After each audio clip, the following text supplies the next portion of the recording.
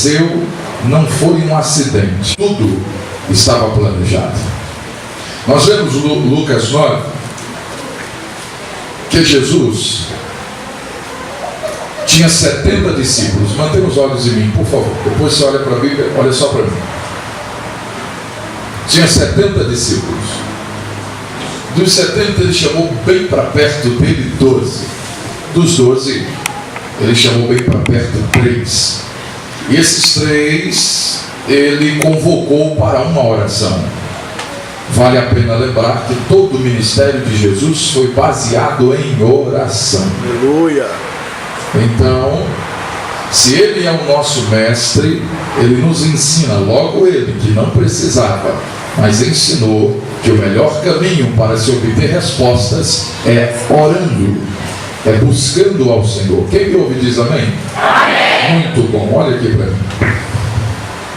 Ele subiu com Pedro, Tiago e João. Esses eram bem íntimos dele, aliás, bem próximo, íntimo mesmo era João. E os 3 estão reunidos com Jesus no monte. O monte não era muito alto, mas era monte. Estão orando, e não estão orando os 4 juntos. 3 estão orando juntos. Jesus preferiu orar mais sozinho. E orando, ele foi tirado do chão. Exatamente o que eu lhe acabei de dizer. Ele começou a flutuar. Ele começou a sair do chão. E começou a receber uma glória. Qual glória? Aquela glória que ele orou dias antes, dizendo: Pai, volta a dar-me a glória que eu tinha contigo antes da formação do mundo. E aquela glória foi dada a ele. As suas vestes brilhavam como o sol. Seu rosto não se conseguia olhar sem sentir os olhos feridos pelo resplendor que ele recebeu. Flutuou quase uns 15 metros de altura. 2 bolas de fogo desceu à direita e à esquerda, e logo ficaram visíveis 2 varões, que ele chamou pelo nome de Moisés e Elias. A pergunta óbvia que eu e você fazemos é: por que veio Moisés e Elias? Por que não veio Enoque e Elias? Por que não veio Enoque e Moisés? Por que veio Moisés e Elias? Porque 2 respostas, uma resposta em 2 tempos. Elias e Moisés, ou na ordem Moisés e Elias, é a totalidade dos profetas e da lei falando com Jesus. Porque Jesus disse antes de transfigurar: em mim se cumpre a lei e os profetas. A lei é Moisés, o homem que transmitiu a lei de Deus. Elias é conhecido como o leão dos profetas porque não conheceu a morte. Foi tomado para Deus sem morrer. Então em Jesus está se cumprindo a lei e os profetas, Moisés e Elias. Um outro tempo para essa resposta é que são eles as testemunhas dos judeus de Apocalipse 11. Exatamente isto. As 2 testemunhas para os judeus no tempo do fim chama-se Moisés e Elias. Alguém diz: poderia ser Enoque e Elias, ou Enoque e Moisés, visto que Enoque também não conheceu a morte e Moisés conheceu a morte. Ele conheceu também a morte, que venceu a morte. Moisés é um homem que vence a morte. Pastor, não foi Jesus quem venceu a morte? Não, Jesus subjugou a morte. Ele olhou a morte e disse: eu venci você.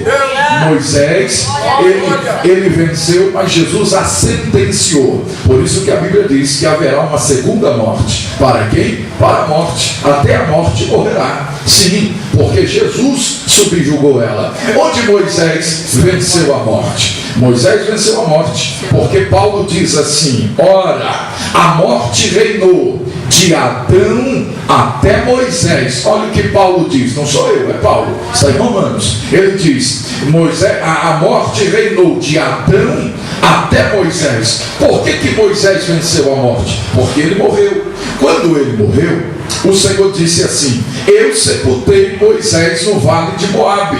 de frente ao monte. O diabo foi procurar e não achou. A morte foi procurar e não achou. E nem Miguel sabia onde estava, porque desceu Miguel na terra e não sabia o que proteger, porque nem ele sabia onde estava o corpo, se não protegeria. Mas quando Satanás viu Miguel, quando a morte viu Miguel, então disse: onde está o corpo de Moisés? Miguel disse: se soubesse, protegeria de você. Como eu não sei, o Senhor te repreenda. Então, não se sabe onde o velho foi sepultado, mas se sabe que foi sepultado. Então, ele venceu a morte, porque todos que morreram, a morte sabe o endereço e onde foi sepultado. Por mais que Deus dissesse onde está, a morte não achou Moisés. Por isso que Paulo disse: a morte reinou de Adão até Moisés. Mas, por isso que Moisés e Elias vêm falar com ele. E falar o quê? Olhe para mim. Vai falar com ele que ele não sabia nem onde, nem como morreria. Quem está me ouvindo, diga amém. Não tire os olhos de mim. Ele não sabia nem como, nem onde morreria. Sabia que tinha uma missão. Estava envolvido nessa missão. Ele curou. Ele libertou. Ele ressuscitou. A missão dele estava em prática, estava em curso, até que Moisés e Elias vêm e diz onde nós lemos o que? Com respeito à sua morte. Era como quem diz. Moisés dizia: ó Filho de Deus, Cordeiro único, sacrifício dos pecados, tu deves morrer crucificado fora da cidade de Jerusalém, bem do ladinho dela, para que se cumpra tudo o que foi dito a teu respeito. Elias disse: não podes morrer de nenhuma outra forma, não podes aceitar ser pego de nenhuma outra forma, precisas morrer crucificado em Jerusalém. Ele então agora sabe qual é a sua missão, por isso que ele não deixou ninguém tocar nele, se não fosse para o tempo da crucificação. Se você está me ouvindo, abra sua Bíblia comigo em Deuteronômio capítulo 21, o quinto livro da Bíblia, no capítulo 21. Se eu estivesse no seu lugar, eu abria. Deuteronômio capítulo 21, encontre. Deuteronômio capítulo 21, quem encontrou? Diz amém. Amém. Deuteronômio 21, verso 22 e 23. Quando também alguém houver pecado digno de juízo de morte, e este tenha que morrer, seja pendurado no madeiro, e seu cadáver não permanecerá até o pôr do sol do mesmo dia, porquanto pendurado é maldito de Deus, e assim não contaminarás a terra que o Senhor teu Deus te deu por herança. Logo, a crucificação não é uma obra dos romanos. A crucificação está na lei. Se alguém pecou, digno de juízo de morte, deve ser pendurado na cruz. Aí você, como é sábio, está se perguntando: mas Jesus não pecou? É claro que não. Ele não pecou nem um instante da sua vida. Então como é que ele tem pecado de juízo de morte? Ele está conversando uma noite antes com seus discípulos. Ele disse: é chegada a minha hora. João começou a chorar, era o mais emotivo. Pedro era o mais corajoso, deu um pulo e disse: não, mestre, tu não podes ir a Jerusalém amanhã, porque o Senhor vai morrer. Ele dá um sorriso, acalma os discípulos e disse: não, Pedro, não, meus filhos, eu não vou morrer. Morre qualquer um, qualquer homem morre. Ninguém tem como me pegar, porque eu não pequei. Não há como pôr a mão em mim para me pendurar na cruz, porque eu não tenho pecado. Logo, eu estou doando a minha vida. Mas 3 dias depois, Pedro, eu volto para vocês. Fique tranquilo, está tudo no plano que Moisés e Elias me contou. Tem que acontecer assim. Evangelho de João capítulo 2. Evangelho de João capítulo 2. Abra. Eu lhe prometi pregar no tema e eu estou no caminho.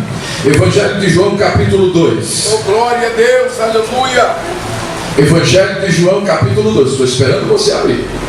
João 2, quem achou diz amém. Amém. Versículo 19. Jesus respondeu e disse-lhe,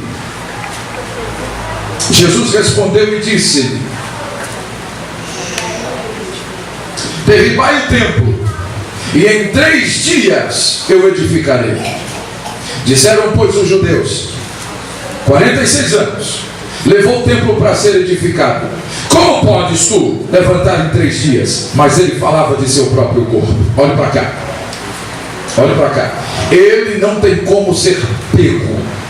Ele não tem como ser morto por pecado. Quem está me ouvindo, diga amém. Amém. Entenda. Sua palavra poderosa.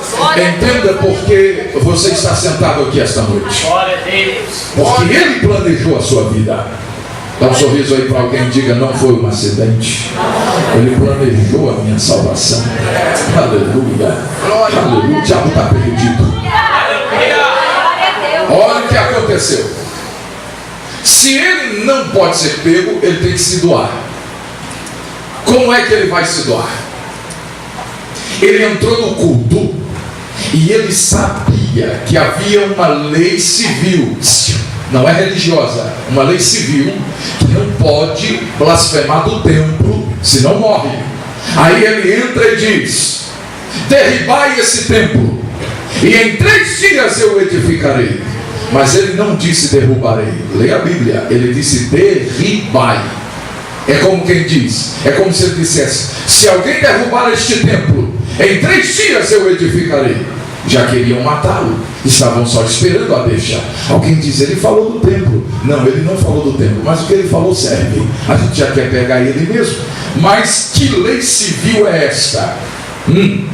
Que lei civil é esta para proteger o templo de qualquer blasfêmia? Se a sua Bíblia está aberta em João 2, por favor, Esdras, ali pertinho de Neemias, capítulo 11. Esdras 11, pertinho de Neemias, depois de Crônicas. Esdras, capítulo 11.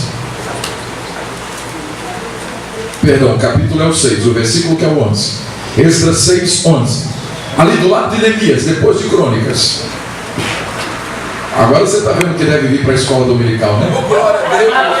Se folhear a Bíblia para lá e para cá, só na escola, é ou não é? Esdras 6, 11. Quem achou diz amém? Aí, quem achou estava na escola. Versículo 11.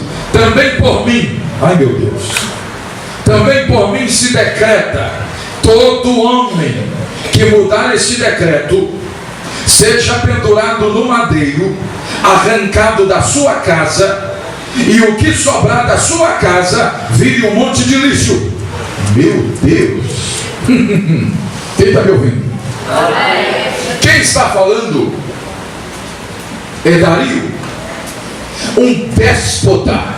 Mas de tanto Neemias o evangelizar, ele está apaixonado por Neemias, e ele diz que Neemias é o maior, Esdras é o maior escriba de todos.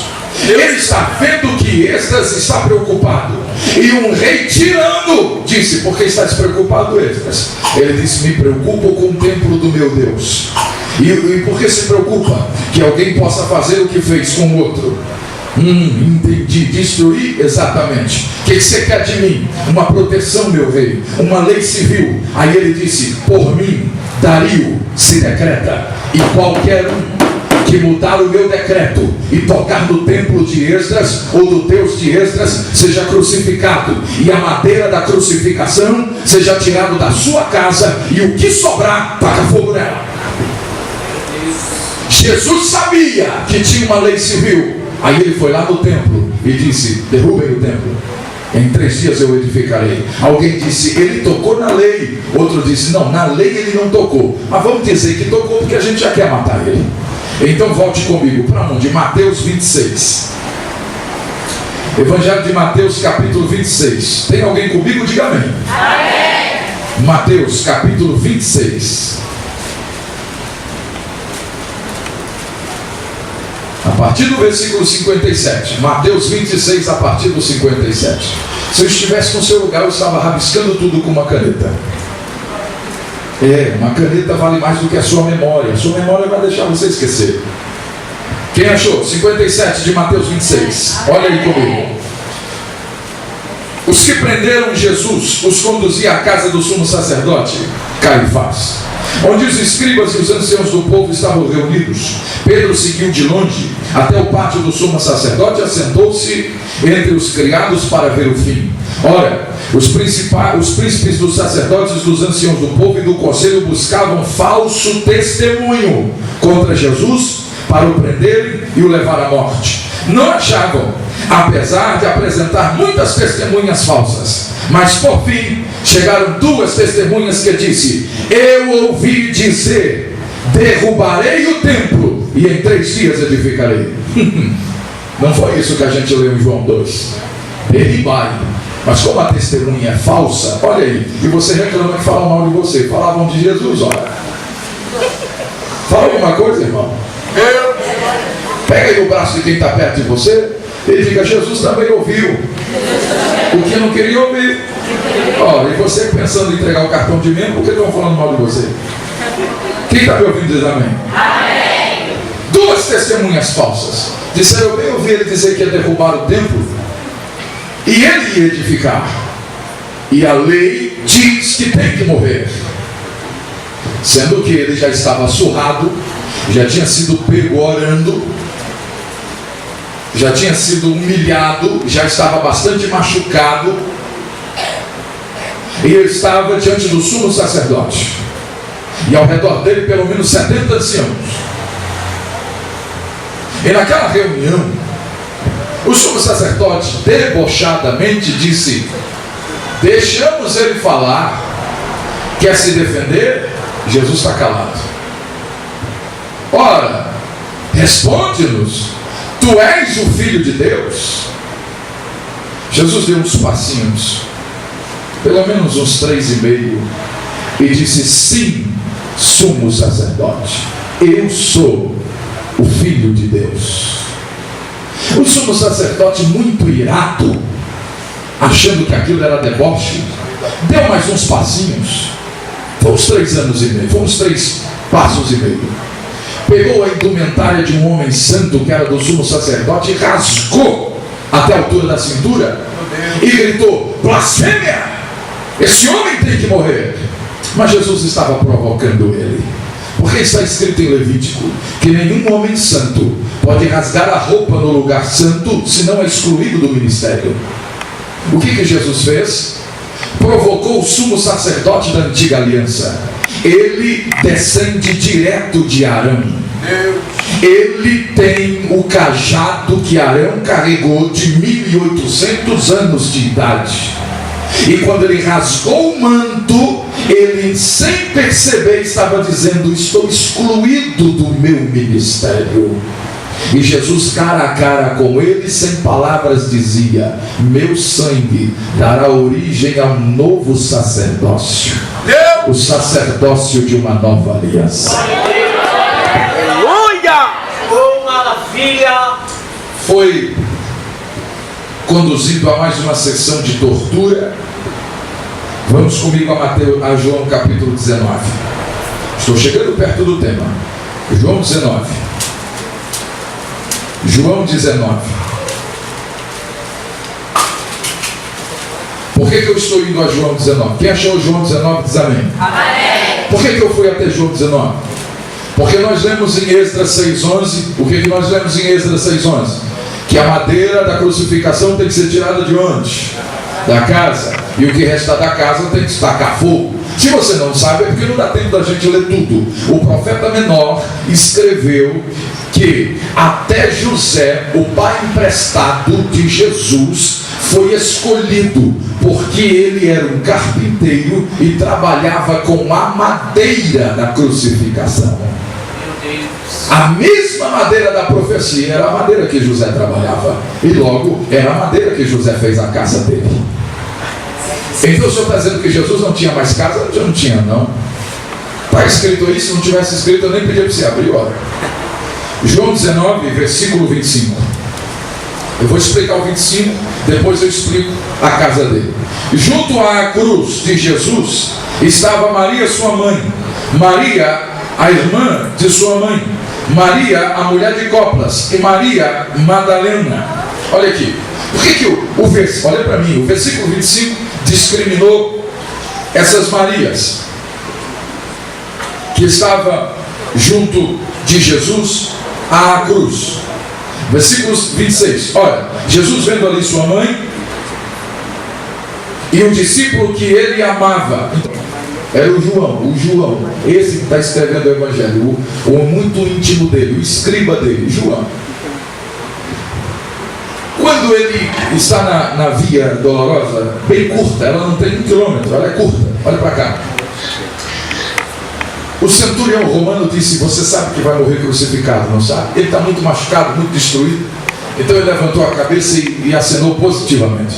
Ele disse: você tem direito, você sabe que toda a multidão vai te assistir, mas ninguém vai chegar perto da cruz. Você tem direito a 5 pessoas para ficar ao pé da sua cruz. Para suas últimas palavras e despedidas, você tem direito a 5 pessoas. Quem você quer primeiro? Aí, com muita dificuldade, ele disse: Maria de Nazaré, minha mãe. O centurião gritou ela veio chorando e disse: não pode tocar, pode ficar perto, mas não pode tocar. Aí disse Maria, irmã dela, a irmã que não é de sangue, mas provavelmente é a Maria, irmã de Lázaro, veio com ela também. Aí veio a Maria, a mulher de Coplas. A pergunta é: quem raio é Coplas?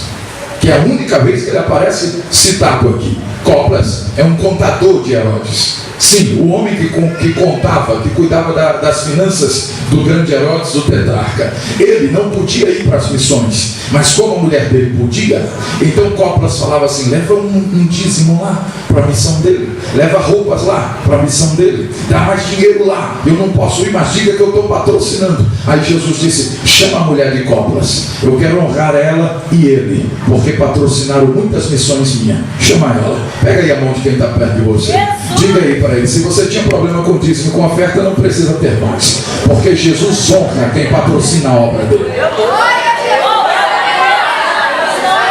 Só eu que estou falando, você não abre a boca para falar agora.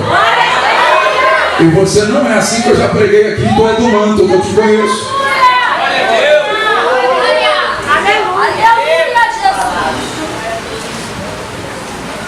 Eles foram para ficar ao pé da cruz. Aí eles falta mais 2. Maria Madalena, uma das missionárias, que eu tirei não uma pombagira, mas 7. Falta mais um. Chama meu amigo, meu escriba. Como é que eu terei últimas palavras? Eu não terei ninguém para escrever. Chama meu escriba para ficar perto de mim. Chamaram João. Esses 5 ficaram ao pé da cruz. Glória, glória, glória. Os outros ficaram de longe, mas esses 5 ficaram juntinho dele. Pastor, cadê a casa dele? É agora que vem. Dá uma lida aí comigo. Versículo 27. Depois disto, disse ao discípulo que ele amava, ou seja, João: eis aí tua mãe. E naquela hora, vamos ler o 26, o 26 fica melhor. Ora, Jesus viu ali sua mãe e o discípulo a quem ele amava, e disse: eis aí a tua mãe. E disse: mulher, eis aí teu filho. Agora sim o 27. Depois disto, ele recebeu sua mãe na sua casa. Quem recebeu? João.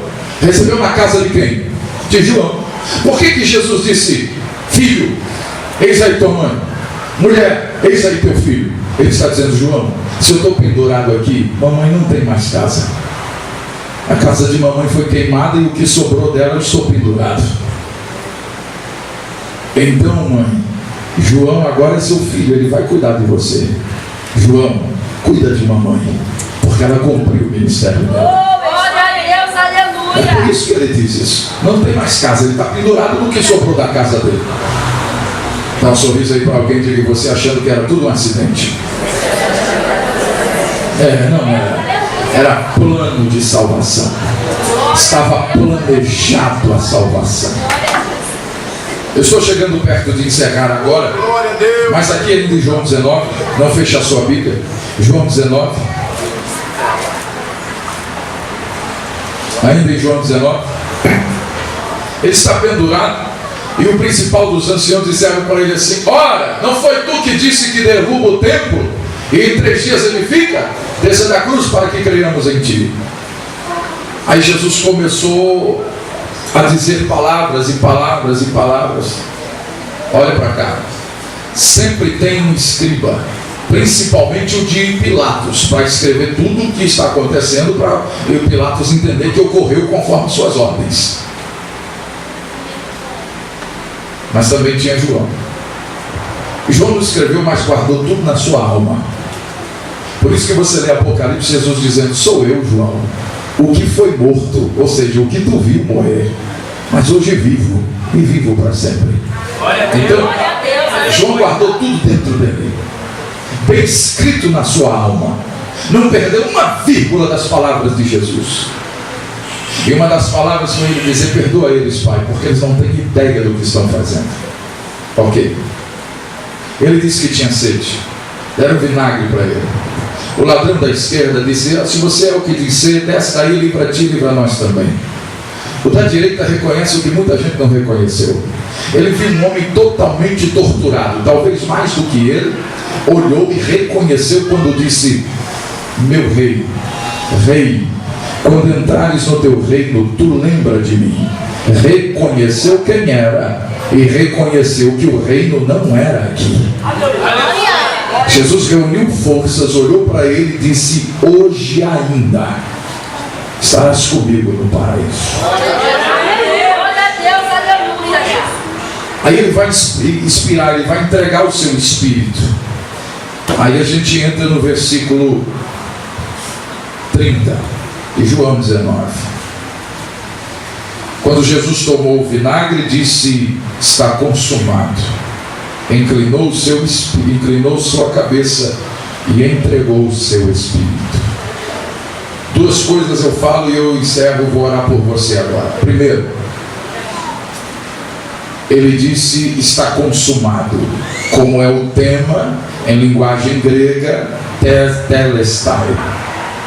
Visto que o Novo Testamento foi escrito em grego, então em grego está escrito. Mas antes de entregar o seu espírito, ele não disse nem em grego, nem em hebraico, mas ele diz em aramaico antigo, que pouquíssimos conheciam, talvez só ele e João, ali no pé da cruz. Ele disse: ele, lama sabachthani. O escriba de Pilatos disse: o que foi que ele falou? Um ancião disse: sei lá, deve estar chamando por Elias. Escreve aí o que tu achar melhor. Ele disse: bom, na cara dele só pode estar escrito isso aqui: Deus meu, por que me desamparaste? Pergunto eu e você me responde com a sua sabedoria, por favor. Se Deus abandonou Jesus na cruz, pode abandonar eu e você? Se ele abandona Jesus na cruz, abandona eu e você, sim ou não? Sim ou não? É claro que sim. Se abandona o filho dele, por muito menos abandona eu e tu. Então não é isso que estava escrito lá, porque eu não creio que Jesus abandona ninguém, ou Deus abandona ninguém. Mas uma linguagem antiga, porque só ele, o Pai e João conhecia. Ele disse: Eli, Eli, lama sabachthani. Pai, está doendo. Pai, está doendo. Mas por eles eu vou até o fim.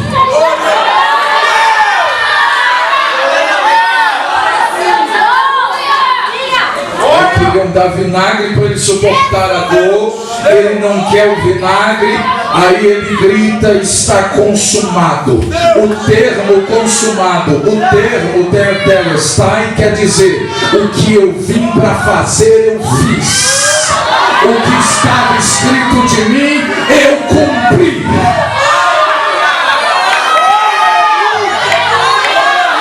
O que cabia a mim eu acabei de fazer. Eu cumpri o que estava escrito. Está feito o plano da salvação. Está escancarado o caminho para ser salvo. Não é por ouro nem prata, mas é o meu sangue. Está feito.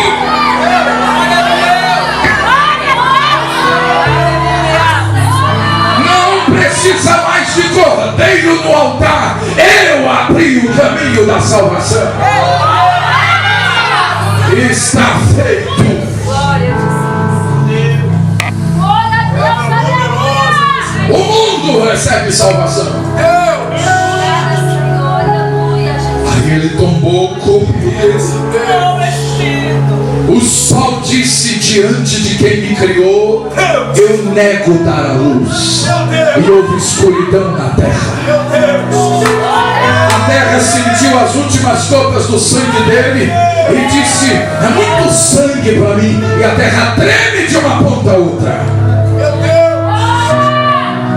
Não há som no céu. Há um negro, um escuro de morte e um vento sombrio no alto daquele monte. O Filho de Deus está morto. Pegue aí a mão de quem está perto de você. Balança ele, diga. Ele morreu a nossa morte para vivermos a vida dele. Ele vos deu a vida e vida em abundância. Ele morreu sua morte. Ele levou sua dor, seu pecado, para que você pudesse estar aqui festejando. Abre essa boca e diga alguma coisa.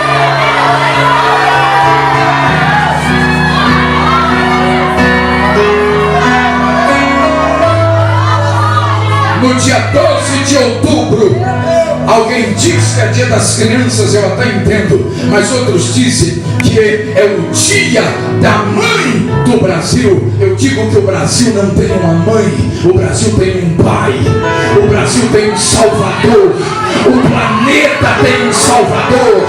Ele morreu por todos.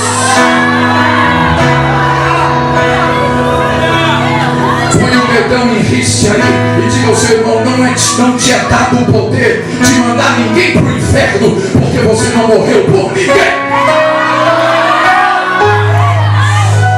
Fulano vai para o inferno. Quem você é para mandar alguém para o inferno? Você não morreu por ninguém, mas ele que morreu e disse: eu não tenho alegria no perdido morrendo, mas antes que todos se salvem e venham para mim.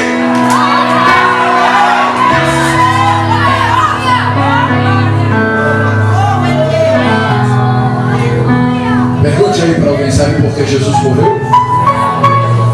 Para cumprir uma lei. Fala.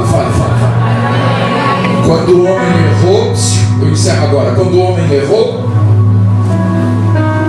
o diabo por lei tomou conta de tudo, porque o homem deu essas possibilidades. E tudo estava em lei terrena, de aceitação, de legalidade. E Deus lá em cima disse: como posso desfazer se foi feito lá embaixo? Profeticamente ele chama Isaías e disse: você vai responder, Isaías. Recebe do meu espírito, Isaías, para responder o que vai ecoar ao vento da profecia. Aí ele gritou no céu: a quem enviarei? E quem há de ir por nós? Quem vai desfazer o que foi feito na terra? E Isaías profeticamente grita: eis-me aqui, envia-me a mim. Mas lá em cima, o Filho se desfez de sua glória para assumir forma de homem. O maior milagre de Jesus nunca foi ressuscitar morto, foi se fazer homem. Como assim, pastor? Pense em Deus, que não se iguala a nada, nem nos céus, nem da terra, nem debaixo da terra. Pense em Deus, que não cabe nem no céu onde ele mora. Assumir a forma de um homem é uma bomba atômica dentro de um ovo. Meu Deus! Teve um dia que Jesus deixou escapar o poder dele. Ele estava tão afim de fazer milagre que ele fez demais. Tinha um cego, e alguém diz: olha, dá a vista para ele. Jesus disse: deixa ele vir aqui comigo, fica todo mundo aí. Botou a mão nos olhos do cego e tirou. E disse: você está vendo? O cego estava assim: eu estou. E o que você está vendo? Vejo homens como árvore. E Jesus disse: isso, dê demais. Botou a mão e disse: e agora? Agora eu vejo só homem.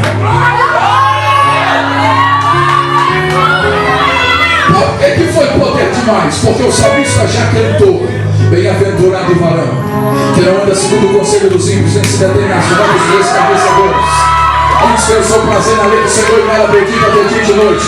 Porque será como árvore bem plantada. Ah, meu Deus do céu!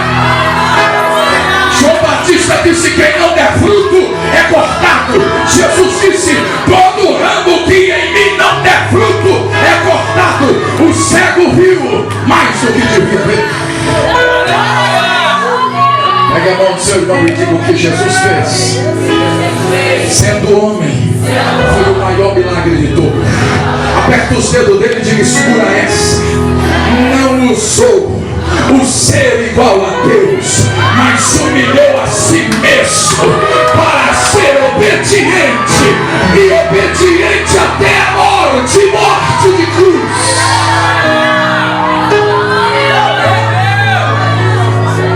Colossenses 2 está escrito que ele foi obediente até a morte de cruz, que isso é prova.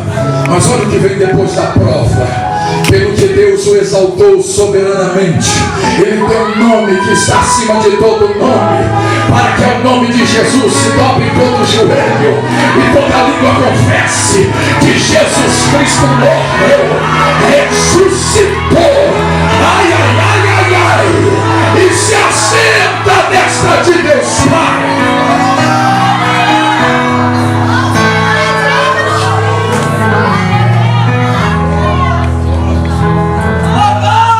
É por isso que eu gosto daquela canção da harpa cristã. Porque ele vive, eu posso crer no amanhã.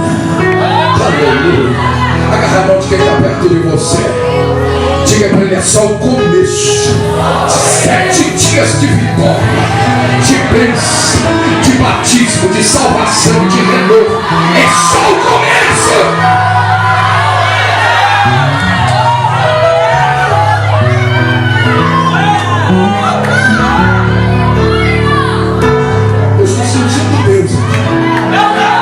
Jesus está vivo.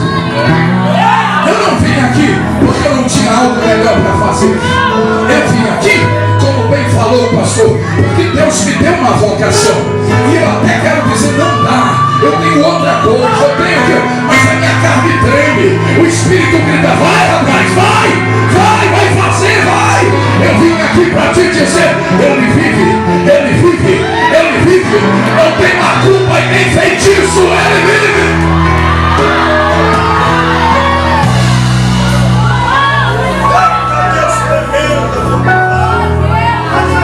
Oh meu Deus, deixa eu terminar aqui, senão eu vou embora. Já passou. Ai meu Deus, minha carne está trêmula, meu sangue está agitado, o Espírito está me movendo, porque o Senhor está dizendo ao meu ouvido: esta mensagem sumiu dos púlpitos da minha igreja. Mas o Senhor está alegre, porque aqui está se pregando que ele vive, que ele morreu, que ele ressurgiu ao terceiro dia. Ninguém lembrou que era o primeiro dia da semana. As 3 mulheres lembraram desse popular. Vamos. Bem baixinho. Vamos. Quem vai mover a pedra aí? É uma boa pergunta. É uma pedra muito grande. Eu já disse isso aqui, se eu não me engano. Se falei, vou repetir. Se não falei, eu falo agora. Quem me ouve, diga amém. Amém. Quando se visita cemitério, que não é seu caso, se leva flores. Amém ou não? Amém. Por quê? Porque tem saudade de quem morreu, deixa as flores. Os judeus não deixam flor, deixam pedras. Aí pastor, que grosseria. Pedra. É porque a flor do outro dia murcha. A pedra dura para sempre. Se é a minha saudade e o meu respeito, tem que durar. Enquanto maior a pedra, maior o respeito e maior a saudade. Por isso que quando ele chegou lá em Betânia, ele disse no túmulo de Lázaro: tirai a pedra. Ora, pastor, por que ele não ajudou se ele amava e respeitava Lázaro? A pedra é para quem tem saudade de quem morreu. Por que ele não botou a mão na pedra? Eu não tenho saudade de quem eu vou chamar agora mesmo. Como é que eu vou ter saudade de quem eu vou chamar agora? Tira a pedra quem tem saudade, deixa o resto comigo. Mas agora, e o túmulo dele? Quem move a pedra? O pai levantou e disse: estou com uma saudade do meu filho. O anjo veio e disse: move a pedra porque eu tenho saudade dele. O anjo sentou e a pedra moveu. Não estava lá dentro. Voltou correndo e viu um rapaz de costa perto de uma árvore e disse: ô moço, foi tu que levou ele? Diga onde está, para que possamos trabalhar o corpo dele. Ele deu uma viradinha e disse: Maria. Ninguém falava igual ele. Ela começou a tremer, já caiu de joelho e disse: Rabi. As outras duas já estribuchando no chão de tanto chorar, porque não sabe se cresce, pula, glorifica ou abraça. A mãe levantou e deu uma carreira e disse: não me toque agora, porque ainda não fui glorificado. Não subi a meu pai. Poxa, não deixou nem a mãe abraçar. Entenda os mistérios. Ele ressuscitou. Ele é a primícia, o primeiro de entre os mortos. Porque se você sepultou alguém salvo em Cristo, é porque Jesus ressuscitou, que essas pessoas vão ressuscitar. Ele é a primícia. Então o que ele está dizendo? Ninguém toca em mim. Esse direito primeiro é do meu pai. Não, pastor. Ele passou 40 dias na terra, foi visto, comeu e bebeu e tocaram nele. Verdade. Depois que o pai tocou. E tocou, se não tocou. Não me toque agora, eu não subi ao meu pai. E o que a gente faz? Vá aos meus discípulos e diga que eu vivo. Se você lê o Evangelho de Marcos, no Evangelho de Marcos está escrito, e só no Evangelho de Marcos, porque Marcos é discípulo de Pedro, e no Evangelho de Marcos está escrito: e a Pedro diga a sós que eu estou vivo. Porque Pedro já estava se quebrando todo por dentro, porque ele se sentia culpado da morte dele por haver traído. Duas Marias saiu correndo. A mãe dele e a Madalena. A irmã de Lázaro ficou. E chora. Mesmo a mulher chorando. Chora. Ele disse: Maria, eu estou vivo. Vai lá dizer que eu estou vivo. Aí ela fazia assim. Para. Quando ele ia ali, aí ela começava a chorar tudo de novo. Aí ele voltou e disse: Maria, te digo que vivo. Aí ele ia saindo, ela chorava tudo de novo. Eu já tinha ficado com raiva. Mas ele chegou e disse: mulher, não entendeste que vivo? Sabe o que ele está dizendo? Enquanto você chora, eu não posso sair de perto de você. Glória a Deus. Eu achei que tu tinha pegado isso. Não, pega aí, também não dá glória porque eu quero, não. Pega a mão de quem está perto de você. Diga, viu? Quando tu chora, Jesus se recusa a sair de perto de você. Agora tu entendeu? Enfim, ela parou de chorar e foi. E ele foi para onde? Foi cumprir o Salmo 24. Ele subiu com corpo de homem. Alô? Corpo de homem. Não tinha buraco na cabeça, nem do lado, nem nos pés, só na mão. E tem até hoje. Porque os buracos nas mãos são símbolo de trabalho. Por isso que Isaías profetizou dizendo: ele verá o fruto do seu trabalho e ficará orgulhoso. Sabe qual é o fruto do trabalho de Jesus? Você. Porque ele morreu, você está aí. Você é fruto desse trabalho. E ele está orgulhoso de você. Aí ele subiu com o corpo de homem.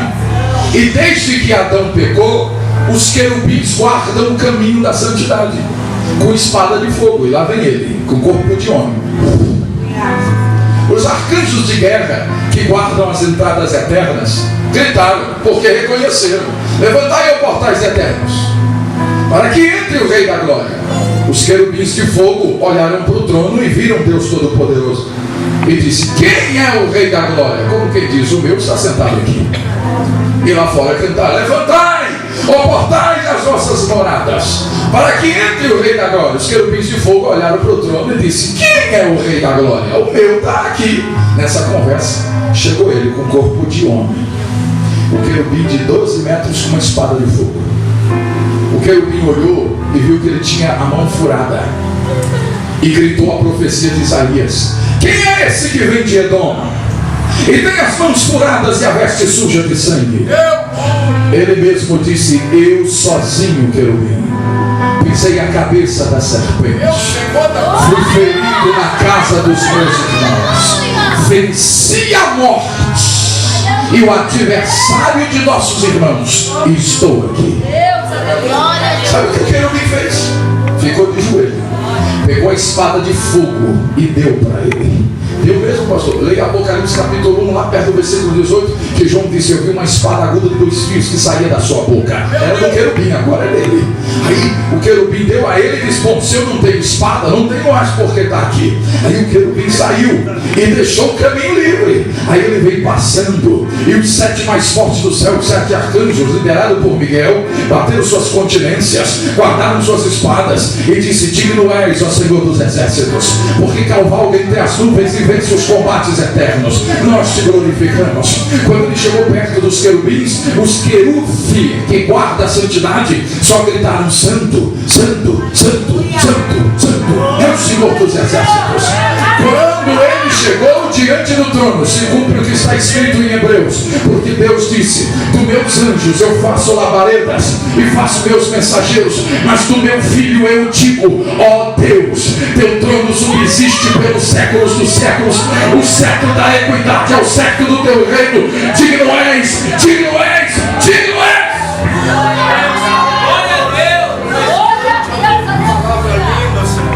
Aí depois ele disse: pai, eu vou ali na terra falar com os meninos, daqui a pouco eu volto. Aí ele falou com os meninos. O que ele falou? Tá tudo trancado. Ele entrou na casa pela parede. Eu não sei tu, eu tinha corrido. Antes que todo mundo corresse, ele disse: pai seja convosco. Era a saudação só dele. É tu mesmo, mestre? Sou eu, João. Então come e bebe. Agora, bota aí. Porque crente tem esse negócio, né? Come e bebe. Aí ele comeu e bebeu. Deixa eu perguntar uma igreja, uma coisa, essa igreja inteligente. Jesus ressuscitou. Quem diz amém? Amém. Com sangue ou sem sangue? Oi? Com sangue? E onde está o sangue da tua salvação então? Foi com sangue ou sem sangue? Sabe como é que o irmão celular está respondendo? Fala para eu te ouvir. Foi com sangue ou sem sangue? Sem sangue, olha. O sangue ficou lá na cruz para nos salvar. Como é que alguém sem sangue conversa, come e bebe e atravessa a parede? Apareceu lá no caminho de Emaús, desapareceu, apareceu na frente de Tomé, e lá no caminho de Emaús já ouviu o que Tomé tinha dito, já chegou dizendo: toca aqui, Tomé, e veja que ouvido. Que Jesus é esse? Sabe o que ele está falando? É um corpo desse que eu vou te dar quando você subir. Como assim, pastor? Um corpo que come e bebe. Vai ter comida no céu? Tu acha que as bodas do cordeiro é de isopor, é, irmão? Aqui ele vai comer, lá. Você vai comer e beber. Não vai mais ter que andar nem andar de carro. Você vai aparecer e desaparecer. Vai ter um novo nome que só você e Deus vai conhecer. Ó, pastor, se Deus me chamar, o irmão do lado aqui não vai ouvir? Não, porque ele vai te chamar aqui dentro, onde só você vai ouvir. Tudo isso foi conquistado na cruz por você. Pega o irmão pela mão e diga: tudo isso e muito mais está te esperando no dia do arrebatamento. Aperta a mão dele e diga: mantenha-te firme até aquele grande dia. Ou vale a pena ser crente, vale a pena servir a Deus, vale a pena ser obediente, porque o céu é o nosso maior interesse. Fica sobre seus pés, eu quero orar por você. Eu quero orar por você, fica de pé. Antes de orar, eu quero chamar você. Pastor, eu entrei aqui a convite de um amigo, de um conhecido. Eu não sou crente não, mas ninguém tinha me contado sobre Jesus desse jeito. Eu não conhecia Jesus assim. Pois é, Jesus não está mais na cruz. Ele não está no crucifixo do colo do rapaz, nem na parede do religioso. Ele está do lado de Deus e vivo para todo sempre. Glória a Deus. É esse Jesus que eu apresento a você, meu amigo. De repente está afastado dos caminhos do Senhor, ou nunca aceitou a Jesus como teu Salvador. Eu quero te fazer esse convite agora. Onde está a primeira pessoa que quer voltar para Jesus ou que quer aceitá-lo como seu Salvador? Faça um sinal com a sua mão, eu vou orar por você. Lá tem uma jovem, alguém traz ela. Tem outro rapaz lá atrás. Corre, alguém traga eles aqui. Essa é a maior festa. Tu está calado por quê? Alguém pode abraçar o rapaz? Alguém pode? Isso. Duas pessoas. Eu estou esperando você. Você sabe.